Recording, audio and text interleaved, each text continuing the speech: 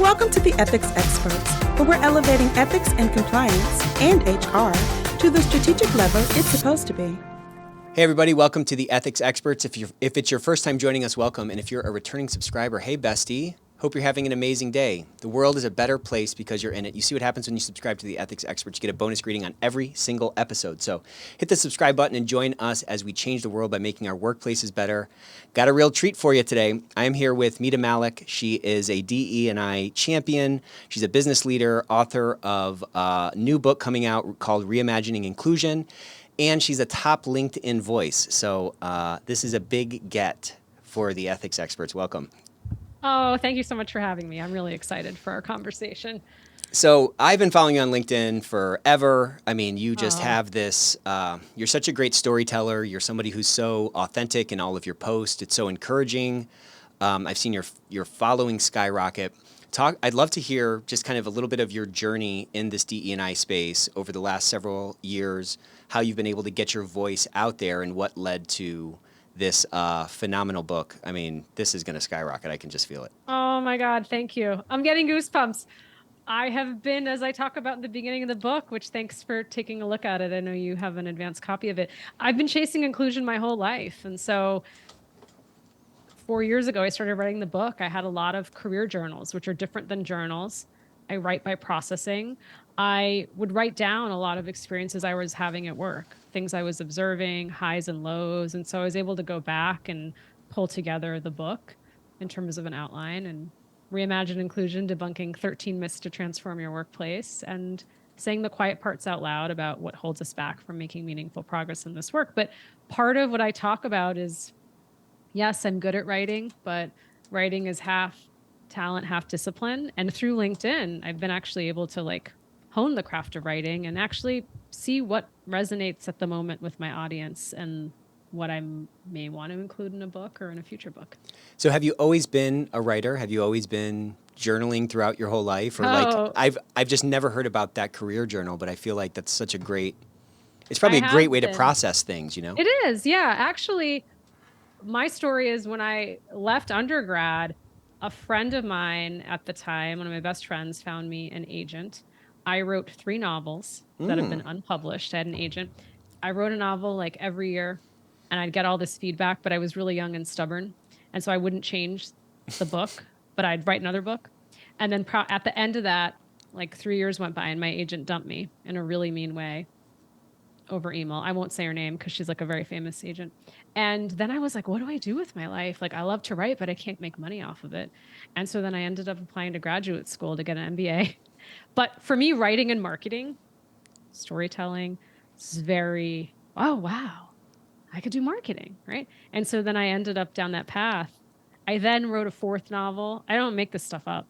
Didn't get that published. I wrote a nonfiction proposal, couldn't get that off the ground. And then I think it was years later, it was probably my father's sudden death in 2017, where you start to, nothing like grief that starts to kind of reset the course of your life to say, what am I waiting for? What am I so scared of? So I started again. But I share that because I'm not an overnight success. And I want people to understand and know that I have been writing for a long time. So all of a sudden one day I didn't have a book that was auctioned off and hit a bestseller list. So I was, no, that's not me, right? So this is the real journey. So the path to success is write a series of novels and then go get an MBA and then figure it out. Yeah. Oh, but it's just that I just wasn't going to stop, or the universe wouldn't let me stop. Yeah, and so what is that drive in you to get this out? I mean, I find that the best writers, it's they have something in them they have to get out. My friend is on a podcast, and it's this story that he's been getting out for years and years and years, and it's like a drive or something. It is. It's something inside you. I feel more whole. I feel more healthy when I write. I write 20 minutes a day. Some of it will never see the light of day, and that's cool. But I just enjoy it so much. I think part of it's how I process and see the world too. And I wrote the book to make impact. Someone said to me, well, you actually don't have a business. I have a full-time job. I work at Carta as the head of DE&I there. She's like, so why are you writing a book? Because you're not going to sell any workshops or services through it. I'm like, whatever happened to just writing a book to impact and change people's lives? But the publishing industry has changed. And there's no knock to people who have businesses and books. I think that's a great tool. I'm just not one of those people right now. And so that's really interesting too. I'm like, yeah, exactly to your point.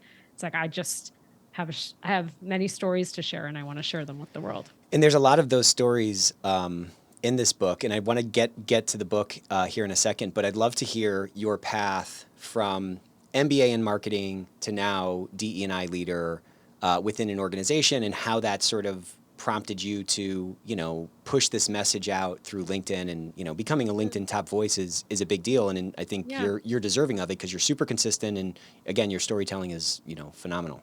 Oh, thank you. For me, inclusion has always been a driver of the business. I was a marketer for many years. I still consider myself a marketer, but always consumer product goods. And I always wondered, like, whose story gets told and why? Like, who gets to be on screen and why? I remember being at a color cosmetics company working on this, like, incredible line of eyeshadows. They didn't work on my skin tone. And I said to the director at the time, I said, well, this doesn't work on my skin tone. Can we add more pigment? And the response was like, we add more pigment, the cost goes up. No one's going to buy it. And I said, well, how do you know that? Right. Well, you're like, I'm not going to buy it, Yeah, I'm not going to buy it. But it's always, no matter what I did, I always encountered these moments at work where I didn't feel like I was represented in what we were selling. And so that always stayed with me. And so when I had my first opportunity to do this work, I thought, well, I could really be a change maker. People come into this work from all different ways. Some people have grown up in HR. Some people have a legal background. For me, I was from the business and I have a different view. I can't unlearn the things I've learned as a business leader or marketer. And I think that's been advantageous coming into the work of diversity, equity, and inclusion. So you told a story in the book about kickball and how so many of us feel like outsiders in that kind of a moment. In my whole life, I felt like an outsider. My dad is a Cuban refugee, and I just always felt different and, excluded in some ways. Yes. And so talk to me a little bit about like what, this is going to sound stupid maybe, but like what is inclusion and what does everybody get wrong about it? I think that story was really kind of boiled it down to me at least. Well, we all chase inclusion, right? This idea of inclusion and what it means. And we don't talk enough about what it means to feel the opposite, which is excluded. And so, God, you said kickball and I kind of whiplash because I still have trauma. I hate work events that require any sort of athletic ability because I can run fast, but that's it. I'm not coordinated at all. So like, yeah, can run and that's about it. But yeah, I have a story that you remember from the book, which is about elementary school and always being picked last for the kickball team. And so what I want people who are listening to think about is anyone listening right now, you can stop and recall a time when you were excluded. And I don't care who you are. And it could be in your childhood. It could be currently at work.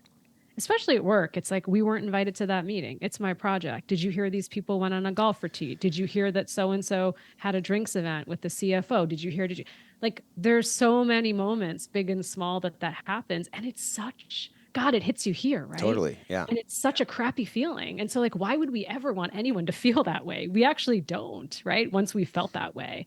And so that's where I think we've lost the plot, particularly when we think about this backlash happening right now in diversity, equity, and inclusion. Because you asked me, like, what is inclusion? Inclusion is I work for you. I feel valued, seen, recognized. My contributions matter. And I feel like I belong. And that is the biggest retention tool we have right now. Because once I feel that way, like, yeah, maybe they come around with another offer for $100,000. I might consider it. I'm not going to really consider leaving for 10, 20, 30,000. And sometimes there's no amount of money. Like, belonging is priceless, right? Sometimes there's no amount of money that can lure someone away because I found my place. It's so, you mentioned this backlash, and I think it's so interesting, and I'd love to hear your perspective on it. But everything you just described to me is so, basic, common sense. We're in a knowledge work economy where we are our work. The assets aren't these massive machines. They're human beings. Yeah. Why is it turning into a bad word for an organization to prioritize people feeling like a part of it, feeling belonging? It's bizarre.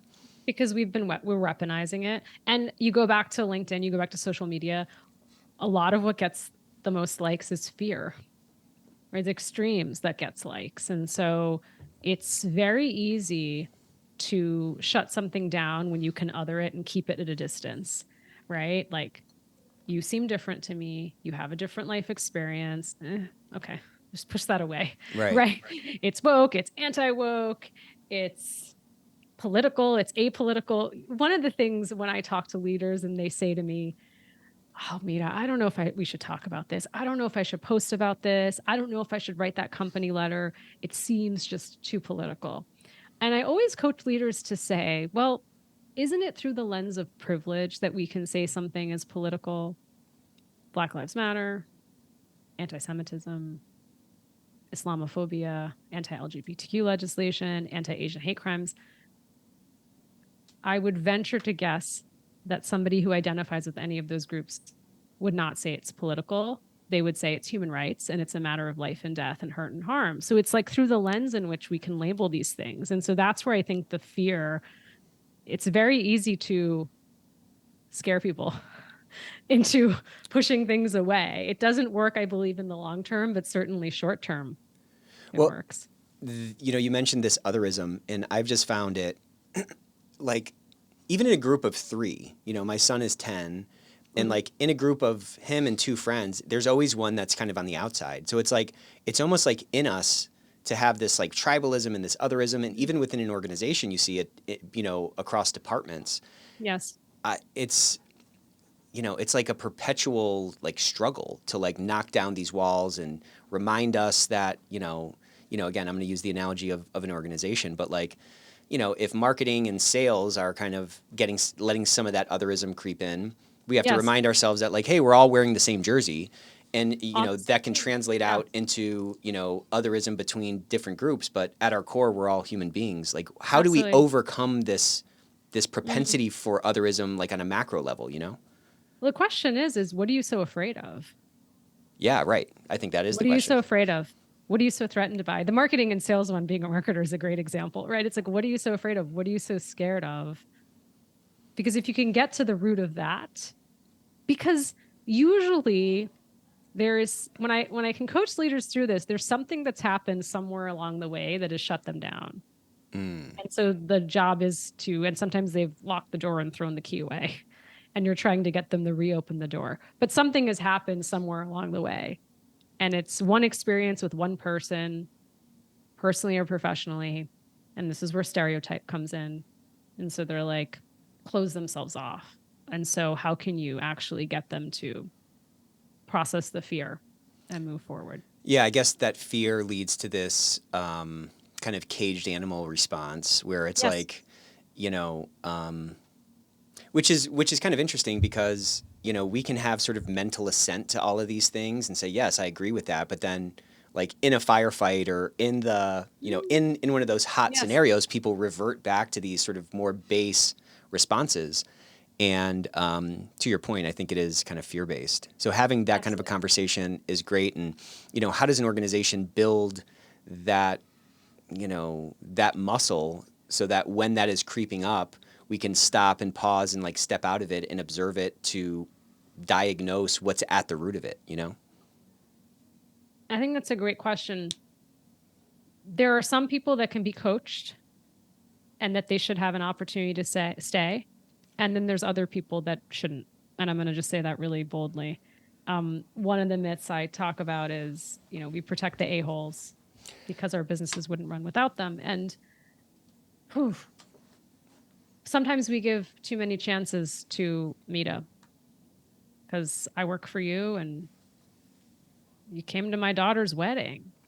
Right. Known you for 30 years. We were in undergrad together. So no matter what people say about Mita, you have this blind spot. You cannot believe the feedback that's being given. You can't believe that 5 women of color left her team in 10 days. Where there's smoke, there's fire. You can't believe all the feedback, and you just keep giving her chances. Coach after coach after coach, different assignments, different teams, and the end result is still the same. And I say, and I don't say this is very famously said, hurt people hurt people. Mm-hmm. So if I am so hurt and I lash out continuously at work, it's not coaching. It's likely deep therapy I need, and I likely need to leave the organization and figure out what's next for me and need to stop hurting people in the company. I'm glad you talked about this one because, literally all of these are so great. They're so smart. What I really love about the book is that you can literally open it up to any chapter and you frame out the myth really well. But then it's not just a bunch of pontificating. There's actionable steps on things that like leaders can do to examine their blind spots and examine how they might be inadvertently contributing to a lack of inclusion in their organization. For the a-holes one, I just find that so interesting. And I'm sure that I'm like guilty of all of these at some level. You know what I'm saying? But the a-holes one, I just find it interesting because it's like, yeah, but you don't know them. It's like, yeah, I know they're a little rough around the edges, but what would our business do without them? Or like this person has, become indispensable. And I think it's, this is a broad brushstroke and that's all I seem to paint with. But it seems like again, it's kind of coming back to fear. I can't, I'm so scared of this person leaving. Well, in actuality, people can leave at any point in time, right? Like people are not compelled to be in an organization, and like very few organizations are truly at risk of like dying because one person leaves, like beyond a certain size, And yet that fear of the future or the fear of, the change or whatever just allows us to compromise. And, what I found interesting about your answer just now was how important it is for leaders not only to be open to self-examination, but also to be open to feedback from other folks, which means that we have to create environments where people feel comfortable speaking up about what they're experiencing. Absolutely. I mean, let's be real. If I'm your chief marketing officer on your executive team, I'm not the one running the business. The people in the business are running the business. 100%. And if I am an a-hole, the pattern I see is that they're also very good at managing up. And sort of creating this narrative that they are indispensable. And it's often, because we're human, our personal relationships that get in the way, because we have a history. And I have gone with you to many different companies you've started, right? And like our families know each other. Right. And so there's a lot of courage that takes to say, actually, you need to move on. Like this can no longer be. I've seen it play over and over and over again. And so the question is, it's like, wow, you're willing to risk all these people for Mita. Well, all these people will walk out the door, but you'll keep Mita. Well, and I used to work for someone that was like this. I mean, people would be walking by at like a happy hour and who didn't know each other, and they would overhear the one guy's name, and they would become fast friends because of their mutual hate for this individual. Yeah, it's just bonding. Yeah, right? You could bond over like this common enemy. But like the next layer of it is there was so much value destruction from this one person. And it was like his boss would never do anything to get rid of him because he had, he was like Rasputin, you know what I'm saying? Like speaking in the ear of Tsar Nicholas, like controlling this empire. It was wild. Amazing. But it's like this leader had blinders on to the real damage that this individual was causing. And when this guy ended up moving on, it was crazy. It was like everything just started running more smoothly. And it was frustrating for a lot of folks. And to your point, like a lot of people just left because it was so toxic, but, it's crazy that, sometimes the eyes aren't opened or maybe they never get opened. But like the point is things didn't all fall apart because this, there's no linchpin to your point in an organization. It's absolutely the collective, you know what I mean? Yes, absolutely. So what, I don't know which one of these to jump to. I mean, there's so many good ones in here. I really liked this initial story, the Black Lives Matter story. So the myth number one is, of course, I support Black Lives Matter. Why are you asking if I have any black friends? And if you don't mind, I'd love for you to tell that story because you kind of captured that moment really, really well. And I thought that, I'm just like picturing myself there and how you let those sort of silences really kind of convey the message. Tell us that story and what that individual was getting wrong. So, this is the diversity tipping point, which was coined by Diverse Engaged, period of May 2020, when companies started to say, Black lives do matter. And it was in that moment that a leader, which is not uncommon, people want to share and post on social media, this white leader, he was trying to find an image around Black Lives Matter. And so the image he found, I was like, this doesn't make any sense, but I'm asking him questions and I asked him a question that was something along the lines of, how do your Black friends and colleagues feel about this? Like, have you talked to them? And then he said, well, why are you asking if I have any Black friends? And like stormed out the door. It's like, I didn't ask that question. And it goes to the point that we are doing this work backwards. Right. We are chasing inclusion at our conference room tables. It starts at our kitchen room tables. It starts in our home and our communities. We're spending billions of dollars in the US alone on diversity, equity, inclusion efforts, speakers, programs, workshops. And guess what? It's about, at the end of the day, who I spend my time with outside of work, and the relationships I have, and the lived experiences I have access to that are not my own. Because again, if I'm on your C-suite, I'm a CMO working for you. And actually, guess what? We have strong diversity representation in the marketing team. That's great. But the question you need to ask is, am I fit to lead that team? Am I fit to lead that team? And that's what I think we really need to be talking about, how so many of us in this country are still self-segregating. And if we're doing that, how do we actually show up at work and expect to lead diverse teams? Yeah, that's actually a pretty good point. Yeah, I mean, if you're self-segregating, how can whatever you do not be somewhat synthetic? Mm-hmm. You're pulling from all of these. Well, you're pulling from media. Yeah, right. Film, TV, books. And not that books aren't great. I've written a book, right? But what I'm saying is that if you only have one or two sources, you start to stereotype communities, whether you realize it or not. If you don't actually think about, right, let me get access to a lived experience that's not my own. I've been very open, like in my journey in this work, I actually realized I didn't know any veterans. Like, I didn't know anybody who had served in our country. And I was like, that's kind of like, oof, I'm going to say that out loud. There's like embarrassment and shame in that.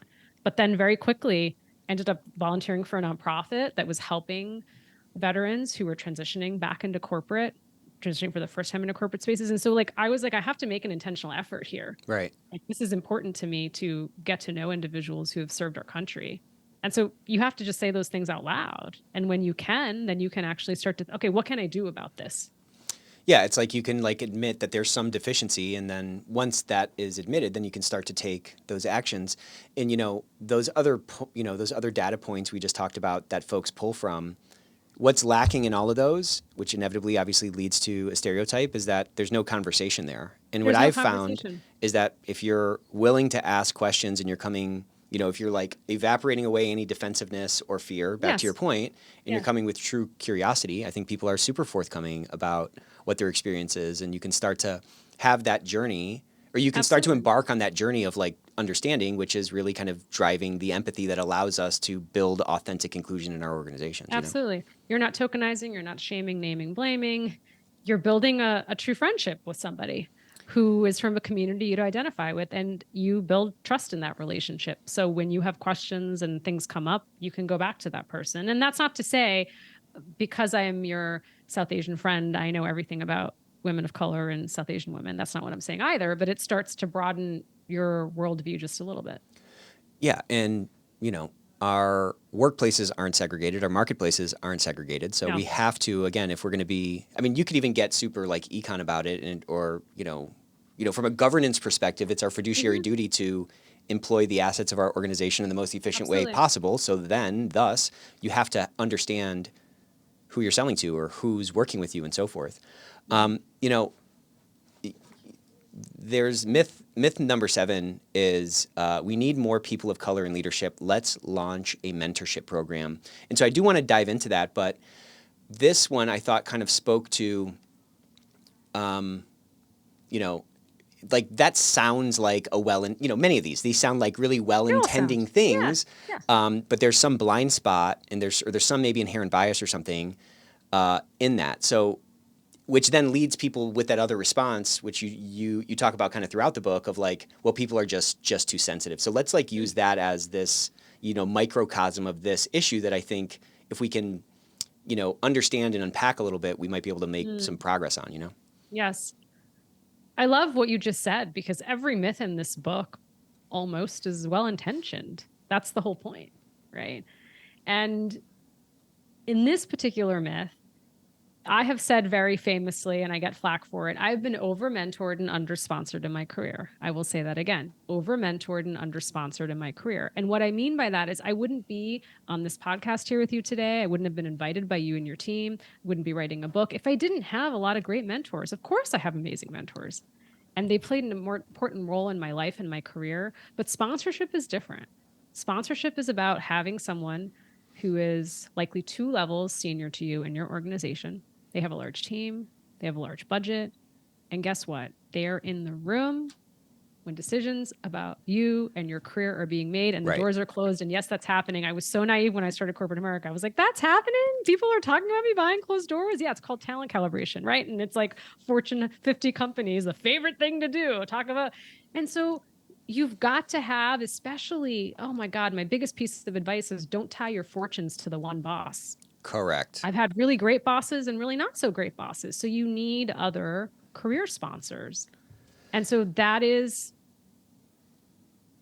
what I put forward in this book to say, particularly when it comes to people of color and representation at C-suites, boardrooms, leadership team. Well, wouldn't we have better representation if mentorship was working? I don't know. Interesting. Yeah, good question. In what form is it working? And then how is sponsorship different?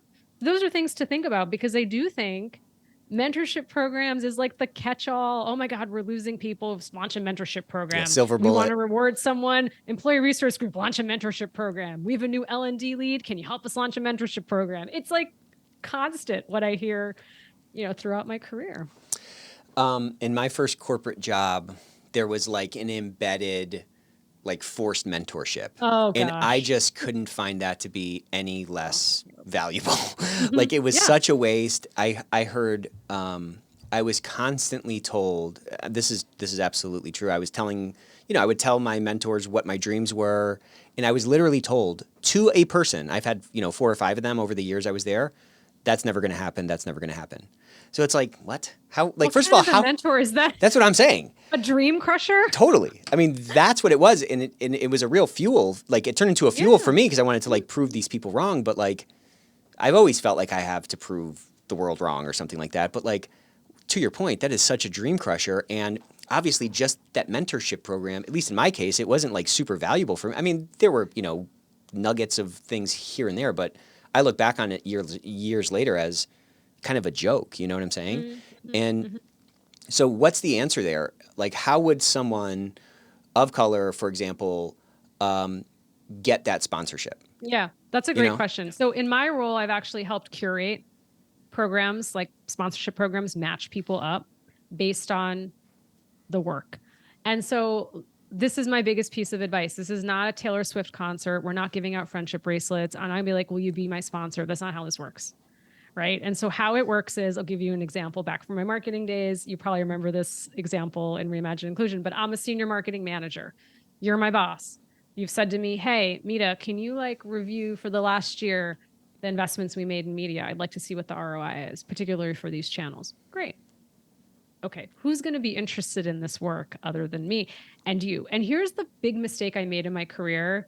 Proud daughter of Indian immigrant parents. My dad, rest in peace, would always say, keep your head down, work hard, stay out of trouble, you'll be recognized. So I always was like this with my head down versus oh, let me think strategically. Who else needs to know about this work?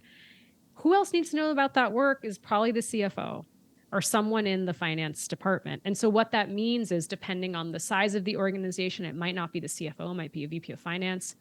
I'm going to put time on her calendar. I have this project that my boss has asked me to work on. I'd love to get your advice and input. So I come with prepared work. I get them excited about it. They ask me some questions. I say, hey, you know what? I'm going to put time back in 4 weeks because I want to come back with your answers. Okay, great.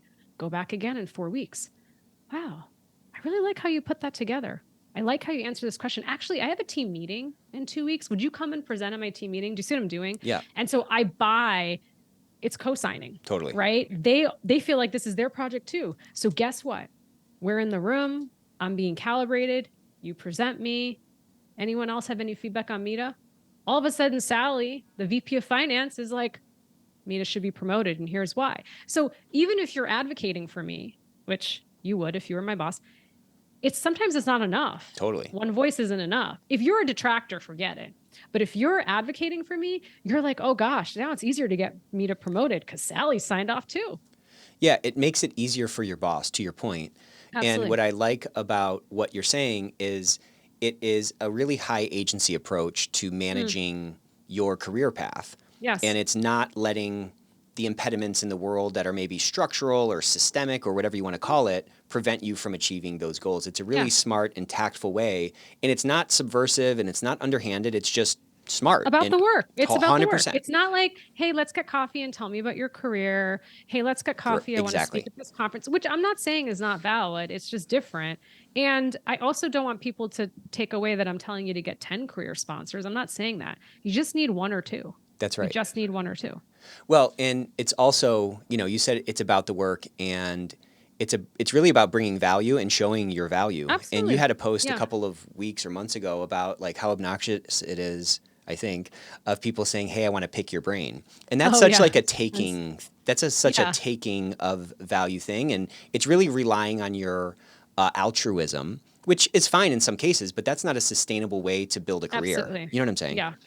Oh my God, I get so much flack about that picking your brain post. But really? Listen, if I know you, you can pick my brain. The whole point is if you don't know me and you're asking for, can you come speak for free with your book? Can you do some DE&I consulting work for free? Can you? You're like, I actually have never heard from you before. Yeah, and I also have like a life and I have a job and I'm writing a book and I'm writing. And so I'm like, I mean.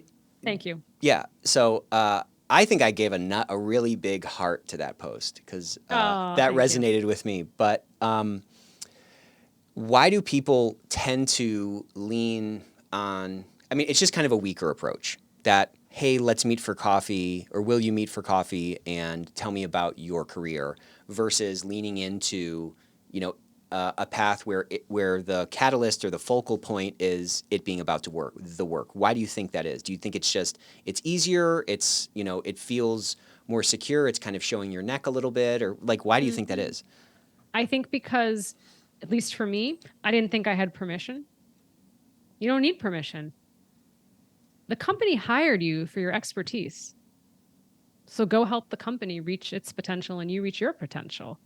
And nothing that we talked about earlier, nothing that we do at work is alone, right? If you're in a corporation, it's a team sport. It's highly matrixed. And so your boss likely is, in most cases, going to be happy that you reached out to cross-functionals. In this case, it makes you look great too. Right.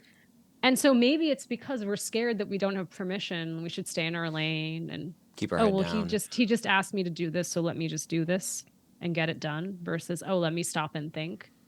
The other mistake I would make too in an analysis like that, I'd spend all weekend on it, and then someone Monday morning would tell me, Bob also did that analysis. Like, he could have helped you, and you're like, what?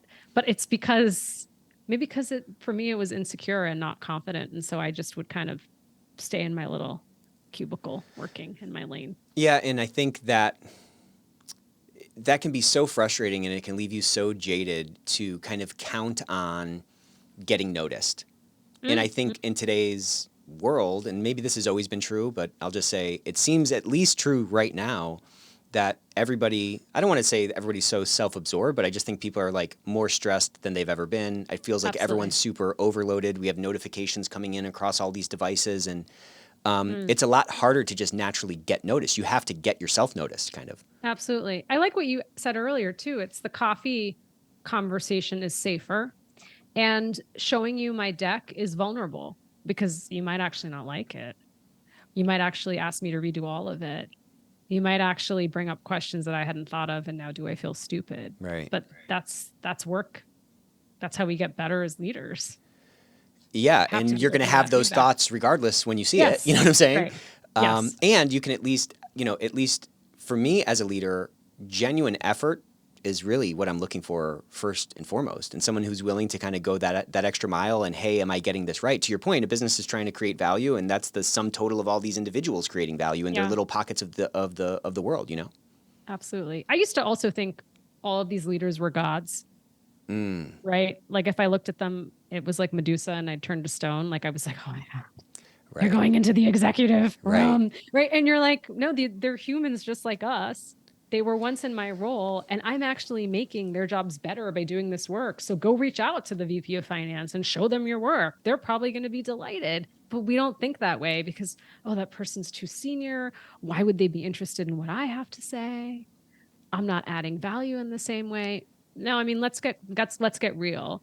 By the time you get to a really senior role, you're the orchestrator. You're the conductor of the orchestra. Like, you have enough expertise, but you're no longer doing the work. You're directing other people to do it. So of course they'd be delighted, I believe.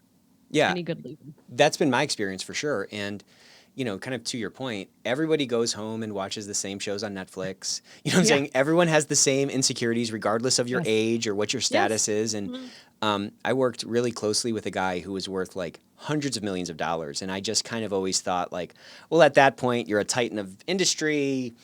You're unflappable. And I mean, he was just a guy, you know, and he was a successful guy, but he was just a human and he had the same ups and downs that like we all have. And it just, it was really an eye opener for me. I'd love to hear a little bit about your journey from, you know, I have a friend from India as well, or his family, you know, his I think both of his parents were Indian immigrants. And he was told the same thing. Keep your head down, work hard. And he got to the point where, you know, he kind of journeyed from that kind of keep my head down type of a mentality to, you know, more boldness and being able to take, you know, speak up or something, you know, like to make his voice heard. And it sounds like you've kind of had that same journey. Can you share a little bit about when your eyes were opened and what sort of was the catalyst for you to, you know, metamorphosize from that sort of rule of thumb to where you're at now? My Indian immigrant parents gave me a lot of great gifts. They didn't always serve me well in corporate America. Like a crazy work ethic. I could probably outwork you, but I didn't work very smart. Right? Didn't work very smart. Didn't understand politics or managing up. Didn't think that was important. Thought my work would speak for itself. It's like making a piece of content, watching in your bedroom all day long. No one ever sees it. Right? Never taught me to quit. You don't quit people, spaces, places. You don't quit projects. So here you are silently working on something where the company's priorities have shifted. So I can go on, but I quickly realized that a lot of these gifts weren't valued in corporate America. I had to think about it a bit differently. One of my very first memories in a corporate assignment was I joined this company, was in marketing. I was like so excited. It was like my dream job. And like, you know, when you feel like you're killing it, walking into work with the swag, I'm like, I love this job. Sunglasses it's on. Brand to work on. Yeah. And I'll never forget my manager at the time. And yes, I will be judgmental. He came over to my cubicle and he was wearing like the ugliest Hawaiian print t-shirt. I remember this, right?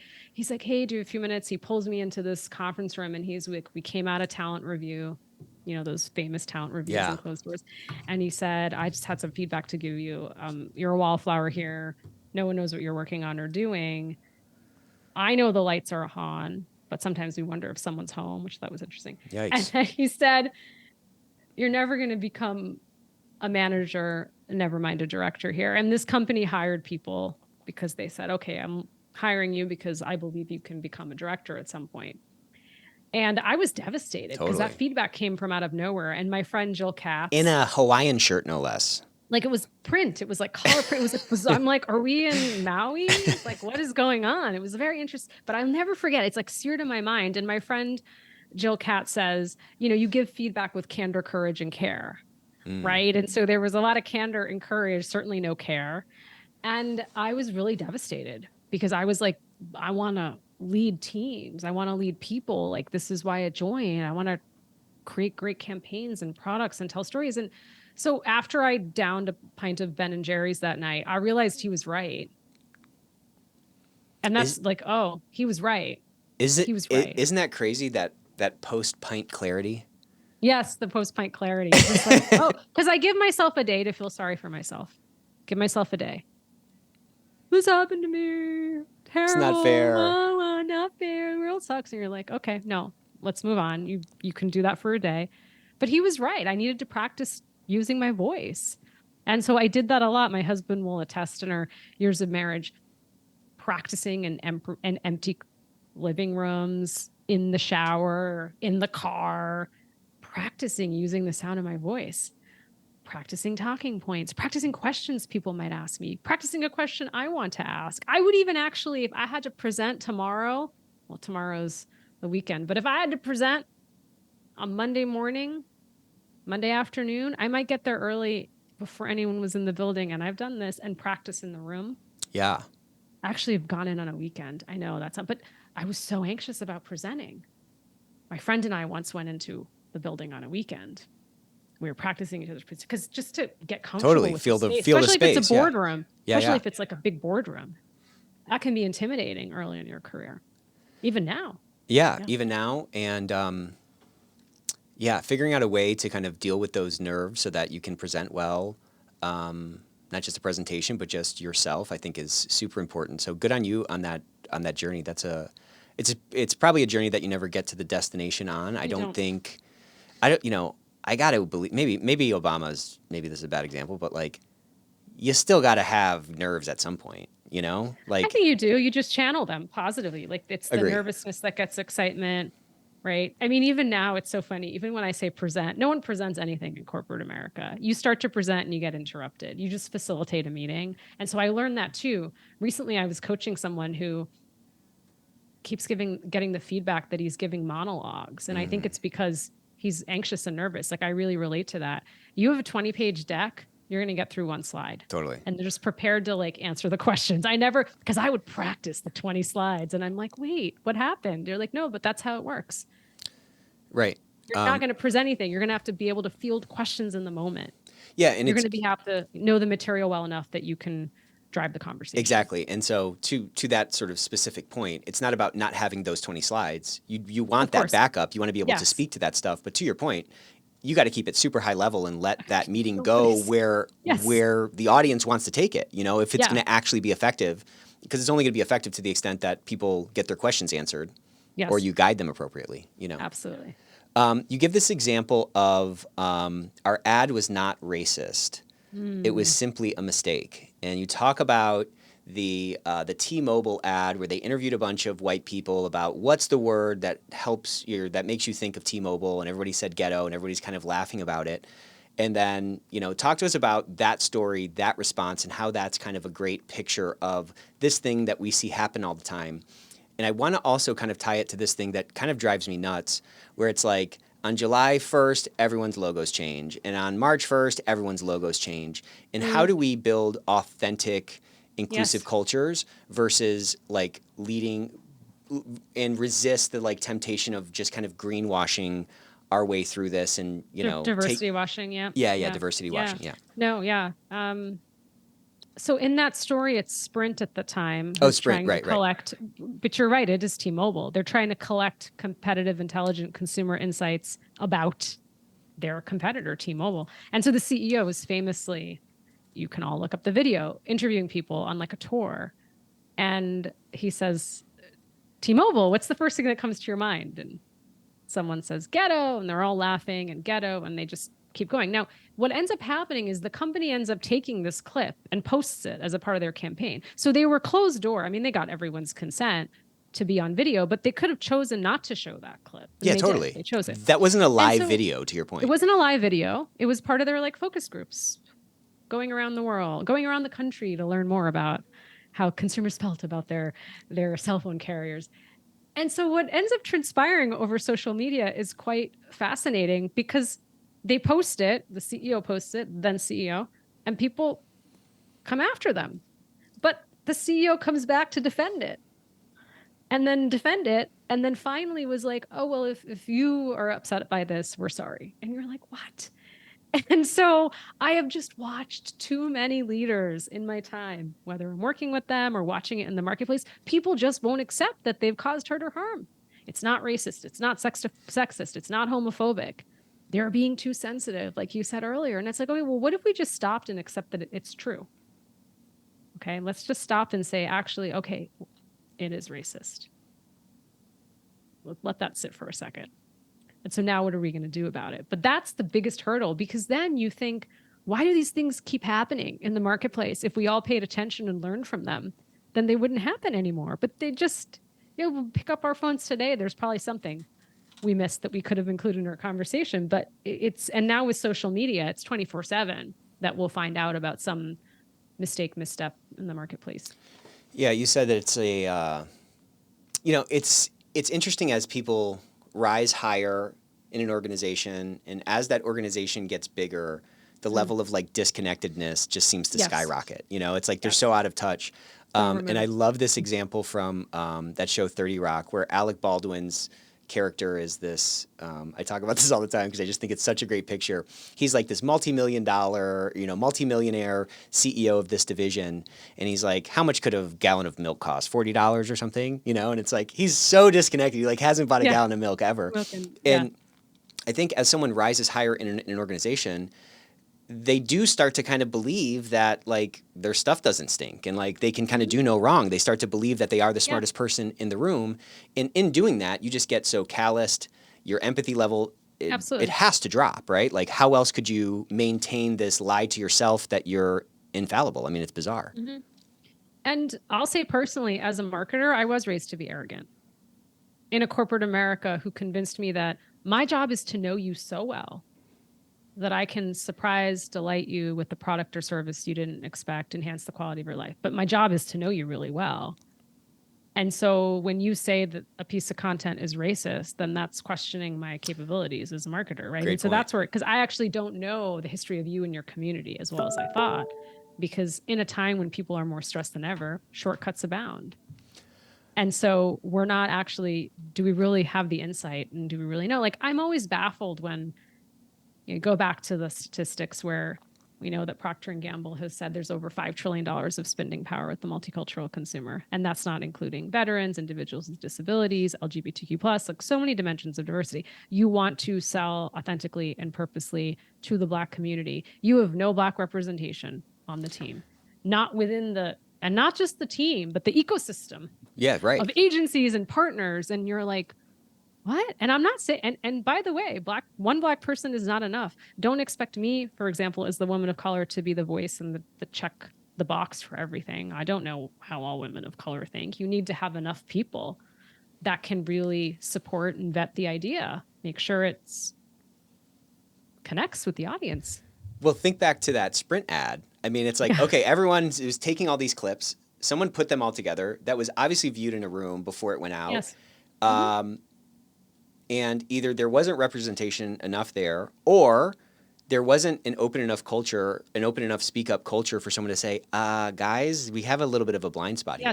Like there's just like a ton of failures along the way to allow that to happen. To your point, it wasn't like a live video that he was just like live streaming or something. There was like intentionality behind it. Yeah. And what I love about that example is I'll use myself as a LinkedIn top voice. I run my own account. People ask me that, right? If there's spelling mistakes, if I got it wrong, it's on me. I'm sorry. I'm tired. Doing my best. Mom, day job as a mom, day job at Carta, and then the book. But it's me. It's one person. Right. And so your example is, wow, there were so many people that these things pass through in large organizations. It's not just Mita writing in the morning while she's drinking coffee what she feels and hits post. There's so many people. Right. And that's what's fascinating. You're like, you all saw this and it still went out. Yeah, or they just said, I don't feel comfortable enough to like question the God of the company or whatever. There is. Or I talk about the whispers are the loudest. Yeah. I've been in many spaces where someone said something, they were perceived to be junior. They were shut down. We had enough sample size. That's not what the consumer told us. Shut up. We're talking about basically basically. Do you think... So I want to talk about two things. I guess one really quick one is I love this concept of like arguing the opposite. It's such a great way if there's any kind of a conflict or you want to even do some self-reflection to say like, well, I have this view. Can I sort of objectively argue the opposite and pretend that thing might be true? And I've never done it and not had some kind of a revelation. Why is that so hard for folks, you think? Because it's questioning what I believe to be not true. Yeah. Oh my God, I'm not right. One of the myths that I talk about in the book, which is really interesting, it's like, I'm all for diverse talent as long as they're good. Yeah, I wanted to get to that one too. Yeah. So you do what you just did, your exercise, which I love. I'm all for diverse talent as long as they're good. Okay, so I would say to you, if you said that to me, are you all for non-diverse talent as long as they're good?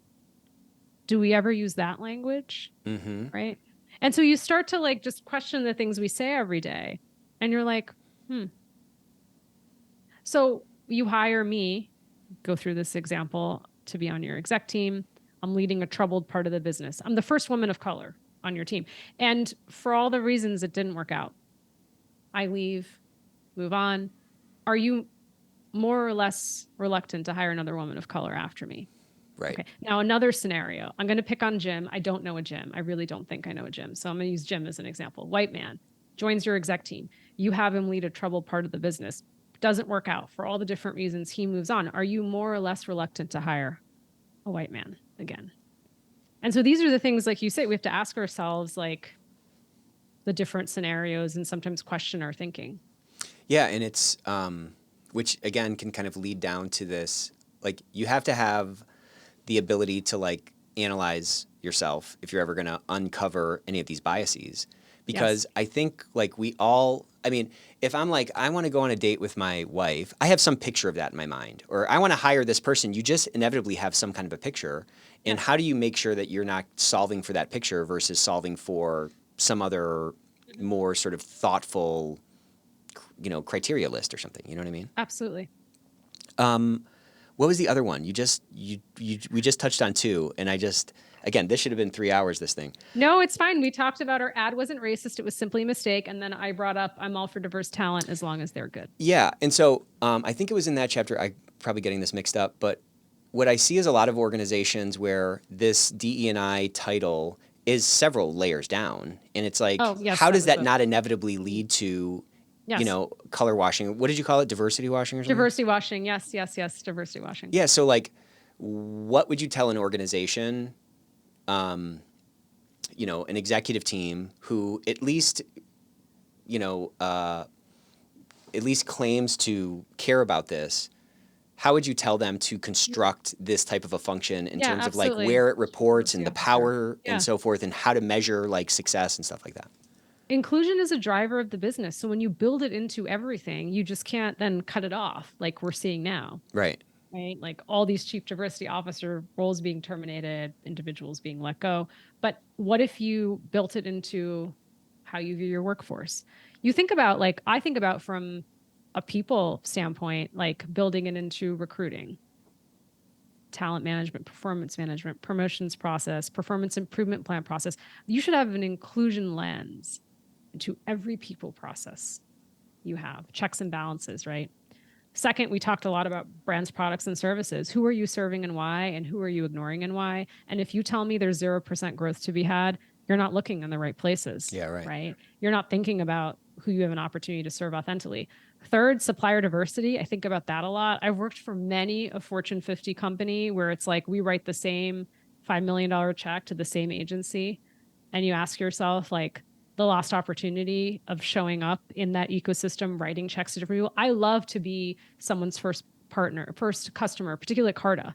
That's meaningful. Totally. If I can say Carta was a person's first customer, imagine how many more doors that opens, right? Yeah. It's like amazing. And then the fourth, it's like values. You can say you're going to stand for values. It goes back to diversity washing. Be careful to post something on Instagram that you're not going to follow through on. That, I always say your employees are your forgotten consumer.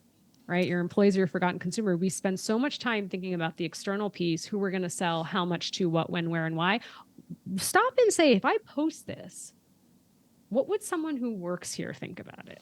Well, that brings up a really interesting point. And this is why I think marketing folks make great kind of internal marketing folks, which is what HR is or what D&I can be, because there's been, to your point, this focus on the external stakeholder, the market, who I want to buy my product or whatever. But that external brand and your internal brand are really the same thing. They're just different. They're just different sort of sides of like the same membrane or something. Absolutely. You know what I'm saying? And so if those things are in conflict, well, then the whole thing is fake. And, someone told me this recently, but like a company, a client is never going to love your company unless it's full of people who love that company first. And it has just been again, to your point, it's been such a neglected stakeholder group. And it's like, here, just, plug yourself into this machine and keep pressing this button. And it's like, well, that's not how anybody works anymore. And with labor mobility being so high, there is such a massive cost of turnover. It's worth the investment to get it right, because if these people can be, advocates for your brand and guardians for your company, the business results are just going to follow. It's inevitable, Yeah, they will be your fiercest advocates, or they'll set little fires inside your company or externally. Go back to the Adidas case not too long ago. Great point. Yep. The artist formerly known as Kanye West, anti-Black, anti-Semitic comments. Adidas sat on that for way too long. I talked about that and wrote about it in Adweek. And one of their employees shared on LinkedIn. Post goes viral. She says, I can no longer be silent. Sitting here working for this company. We're still in partnership, have signed on, are paying the artist formerly known as Kanye West, and everyone's silent. It's like, it's not happening. Yeah. And I mean, talk about a risk, again, like it's such a risk. Like this is not the 1920s anymore, where you could be dumping chemicals and like, it's not going to get out because no one really has a means to get it out. Everybody can post something on Twitter or anywhere else. We all have access to a microphone. Totally. Every single one of us. Totally. And so it's worth that authentic pursuit of it. How do we kind of stop this train from going off the tracks? Because to your point, we're seeing a lot of these positions get deleted, and we're seeing this get, like, to me, overly politicized. I mean, there's nothing about inclusion in my book that is like so wild and like it's not. I mean, bad. Listen, you need people with conviction, leaders with conviction saying this is the right thing to do morally and for the business. We're not going to step away from it. It's so fascinating to me. If you signed a record number of clients this quarter, if you exceeded your revenue targets, if you had amazing cost savings, would you stop doing it? Yeah. No, you wouldn't. But when you build it into the infrastructure, it gets really difficult. Like all the examples I gave, you're like, oh, you're going to fire the chief diversity officer? Well, then who's going to help with all these people processes and products? Because a real chief diversity officer, and I'm going to say real, meaning the company has set this person up for success. They've got budget, team, and resources, and they're also an internal thought leader and consultant. They're actually it's like the spider web. They're everywhere. I mean, I have like 1,000 bosses. It's not my founder CEO. I report to every person in the company, right? That's how I view my job. Mm-hmm. And so when you do that, it's really hard to then say this role doesn't matter. Yeah, and it's really sad for those people whose jobs are getting deleted, because anybody who gets that job, I'll just say anybody that I've met who's taken one of those jobs, they want to change the world. They want to make the world a better place. Yeah. They want to, fix these things. And I'm sure when they got that job, or that job was advertised to them, it painted like this great picture. And then they get in there, and then they're pushing a rock up the hill, and they can't drive any change. And it's just this kind of like bumper sticker on the car. There's no budget. There's no team. Yeah, it's not part of the engine. You know what I'm saying? It's not a piston in the engine. It's just an accoutrement or something. Yes, absolutely. Well, this was so fun. You are the coolest. So Real quick, what piece of advice do you wish you had? Let's go in the time machine. Find a young Mita. What piece of advice do you wish you had sooner in your career? And you can't say any of the ones that you already talked about. That's the rule. Oh, I don't think I said this before. If I did, you can. We'll delete it. Have me rewind. No, I'm kidding. Have me rewind. I posted this on LinkedIn recently, since you enjoy my LinkedIn posts. Oh, a letter to my younger self. Leave that toxic workplace sooner than you did. Watch for the signs. Nobody deserves to have pieces of themselves chipped away at. And so that doesn't mean we can all afford to just quit and walk out. Just start making the steps. Where there's smoke, there's fire. Totally. It's not going to get better. And sometimes you have to realize, I wish when I was probably more optimistic and younger in my career, that I didn't have the power and privilege to make those changes. Right. And so sometimes you have to put yourself first.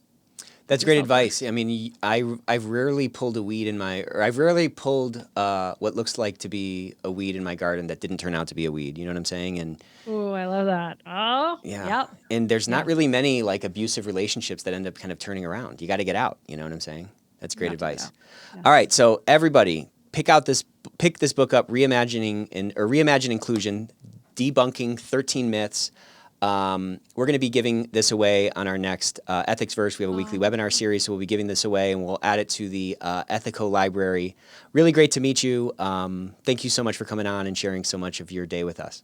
Thanks so much for your time, and thanks for reading the book. Time is a precious commodity. I appreciate you. Well, Thank you. it's worth a read, and I just can't wait to read those unreleased novels. So let's see what Oh we can yes, do that's about my those. next. I'll be on next time talking about that. Thanks so much. See you next time. Bye-bye.